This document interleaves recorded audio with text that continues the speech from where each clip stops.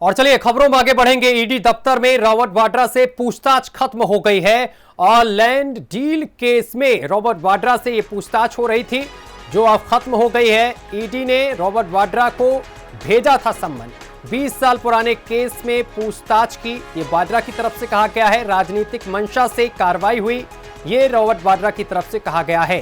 तो बड़ी जानकारी हम आप तक पहुंचा रहे हैं। ईडी की तरफ से ये दूसरा सम्मन भेजा गया था। इससे पहले 8 अप्रैल को रॉबर्ट वाड्रा को ईडी की तरफ से सम्मन भेजा गया था, लेकिन उस दौरान वो ईडी दफ्तर नहीं पहुंचे। लेकिन अब ईडी दफ्तर पहुंचे और उनसे पूछताछ जो है वो की गई। तो रॉबर्ट वाड्रा को लैंड डील में ईडी का सम्मन, फरवरी 2008 की लैंड डील से जुड़ा हुआ यह पूरा मामला है जिसमें रॉबर्ट वाड्रा को सम्मन भेजा गया है। साथ ही आपको बता दें कि ईडी को लैंड डील में मनी लॉन्ड्रिंग का शक है, जिसको लेकर रॉबर्ट वाड्रा से पूछताछ हुई है। ये इसके साथ ही आपको ये भी जानकारी दे दें कि 2008 में शिकोपुर में खरीदी गई थी जमीन और इसी जमीन को लेकर अब ईडी जो है वो रॉबर्ट वाड्रा से पूछताछ कर रही है। गुरुग्राम के शिकोपुर में 3.5 एकड़ खरीदी जमीन। और साथ ही आपको ये भी बता दें कि रॉबर्ट वाड्रा को दूसरा ये सम्मन भेजा गया जिसमें उनसे पूछताछ आज हुई है। और इस पूरे मामले को लेकर रॉबर्ट वाड्रा ने कहा कि ये जो पूछताछ हुई है ये पूरी तरीके से राजनीति से प्रेरित है। और इस खबर पर हमारे सहयोगी अमित सिंह सीधा न्यूज रूम से लाइव हमारे साथ जुड़ गए हैं। अमित, देखिए दूसरा सम्मन भेजा गया था ईडी की तरफ से और रॉबर्ट वाड्रा पहुंचे दफ्तर, उनसे पूछताछ भी हुई है। क्या कुछ निकलकर सामने आया है, क्या कुछ अपडेट है? कौन से वो सवाल थे ईडी के जो पूछे गए हैं रॉबर्ट वाड्रा से? कोई जानकारी आपके पास?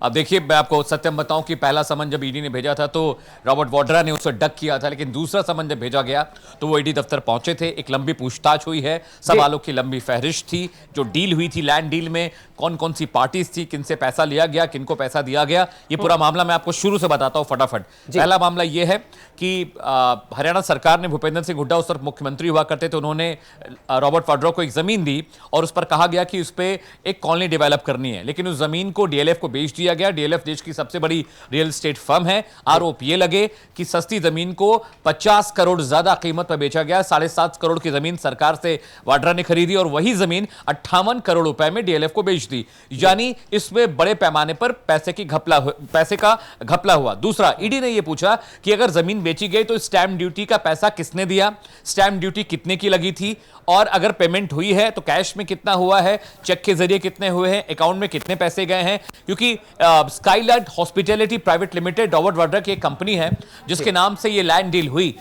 सवाल यही था कि जिस काम के लिए जमीन दी गई उस काम में उसका इस्तेमाल नहीं हुआ, उसको बढ़ी कीमतों पर बेचा गया, जिसके बाद ईडी को यह लगा कि इसमें बैकडोर से पैसे की एंट्री हुई है, मनी लॉन्ड्रिंग का मामला बन रहा है। इसीलिए रॉबर्ट वाड्रा को समन किया गया।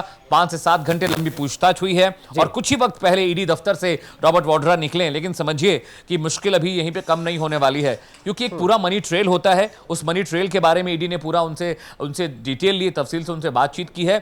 और सबसे हैरान करने वाला मसला यह है कि ये जमीन किसी और काम के लिए ली गई थी और जब डीएलएफ को ये जमीन बेची गई तो डीएलएफ ने जमीन पे कुछ और निर्माण किया। इसको सत्यम ऐसे समझिए कि सरकार आपको जमीन देती है सामाजिक भलाई के लिए, कम कीमत पर आपको बहुत सारी सब्सिडी देती है, आप वो जमीन खरीद लेते हैं और उस जमीन को सरकारी काम के बजाय, आम जनता की भलाई के बजाय आप कॉर्पोरेट को बेच देते हैं।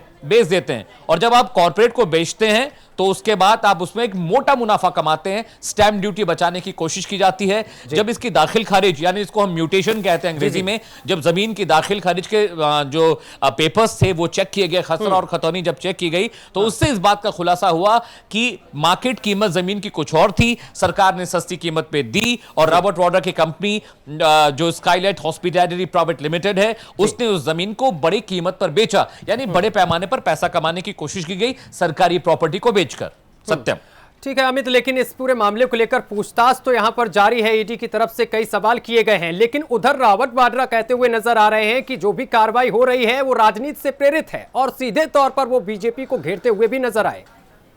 देखिए Satyam, we should not go into the political debate, लेकिन मैं इतना कहना चाहूंगा कि अगर 3 करोड़ की जमीन आपको मिली थी सरकारी इमारतें बनाने के लिए, आम जनता के लिए सस्ते घर बनाने के लिए, या जो भी काम रहा होगा, तो उस पे वो काम उस पे होना चाहिए था, और आपने वो काम नहीं किया। और ईडी अगर आपको समन कर रही, संवैधानिक संस्था ईडी है, ईडी कोई छोट भैया थाना या कोई छोटा कोई ऑफिस नहीं है जहां पर आपकी जांच पड़ताल चले। ईडी एक बहुत बड़ी संस्था है और मनी लॉन्ड्रिंग के केसेस को ईडी तफ्तीश उसकी करती है, और ईडी को एक बहुत बड़ा मनी ट्रेल मिला है। कोई भी सामान्य आदमी जो कम पढ़ा लिखा आदमी है, उसको भी अगर यह बात समझाई जाए, 3 करोड़ की जमीन 58 करोड़ में बिकी, 3 करोड़ की जमीन सामान्य घर बनाने के लिए मिले थे, 3 करोड़ की जमीन को 58 करोड़ में बेचकर डीएलएफ को बेचा गया और उससे खूब मोटा मुनाफा कमाया गया। तो इसमें कोई राजनीति नहीं है, इसमें मनी लॉन्ड्रिंग का केस है, और उसी हिसाब से इन्फोर्समेंट डायरेक्टरेट इस पूरे मामले की डिटेल तफसील यानी इन्वेस्टिगेशन कर रही है। बिल्कुल, ईडी इसी के तहत कार्रवाई कर रही है और लगातार पूछताछ भी कर रही है। अमित, हमारे साथ आप बने रहिए, आगे भी आपसे खबर पर अपडेट लेंगे।